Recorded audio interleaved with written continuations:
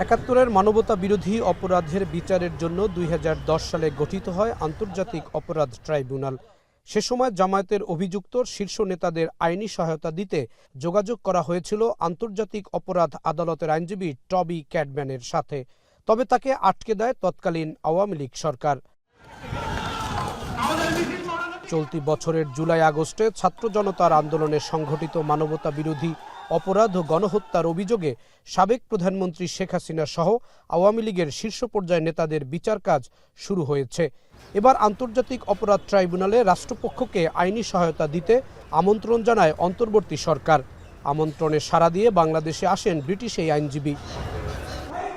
বুধবার আন্তর্জাতিক অপরাধ ট্রাইব্যুনালে প্রসিকিউশন টিমের সাথে বৈঠক শেষে তার অভিব্যক্তি জানাতে সাংবাদিকদের সঙ্গে কথা বলেন টবি Cadman.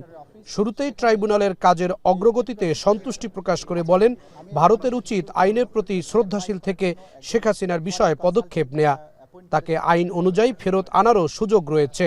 I've had the opportunity to discuss with the investigators and the prosecutors this morning. I'm hugely impressed with the work that they've done. The work has been done to a very high professional standard. ট্রাইব্যুনালের সংশোধিত আইনে বিচার কাজ স্বচ্ছভাবে করা সম্ভব। প্রয়োজনে আরও সংশোধনী আনা যাবে বলে মনে করেন এই ব্রিটিশ আইনজ্ঞ। The ICT Act has gone through some amendments with a view to ensuring that international standards are maintained, the highest standards are maintained, and that any investigation, prosecution and trial আন্তর্জাতিক মানদণ্ড বজায় রেখে ট্রাইব্যুনালের বিচার কাজ করা হচ্ছে। যেসব দেশ মৃত্যুদণ্ড সমর্থন করে না তাদের সঙ্গেও বাংলাদেশের বাস্তবতা নিয়ে আলোচনা হচ্ছে বলে জানান টবি Cadman. Obviously there is an extradition treaty between Bangladesh and India, but we also are aware of what has been stated so far. I don't want to prejudge what India is going to do, but of course it is the role of the Chief Prosecutor and this office to ensure that charges are brought, that an extradition request is made, and obviously if extradition is refused, we will have to then look upon whether she is tried in her absence or whether in fact we look to the International Criminal Court to provide assistance in trying her. আর ট্রাইব্যুনালের প্রধান prosecutor বলেন, আসামি পক্ষ চাইলেও বিদেশি আইনজীবী নিয়োগ করতে পারবেন।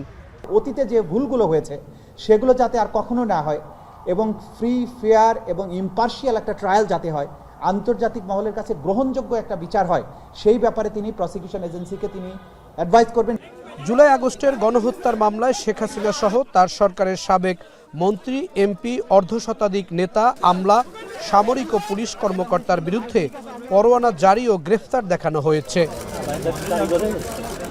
জাহিদ হাসান, এখন, Dhaka. Colour expert, George sap এবং মাইল্ড অন হ্যান্ডস টেকনোলজি সমৃদ্ধ অরিক্স ক্রিস্টাল ওয়াশ আপনার লন্ড্রি এক্সপার্ট।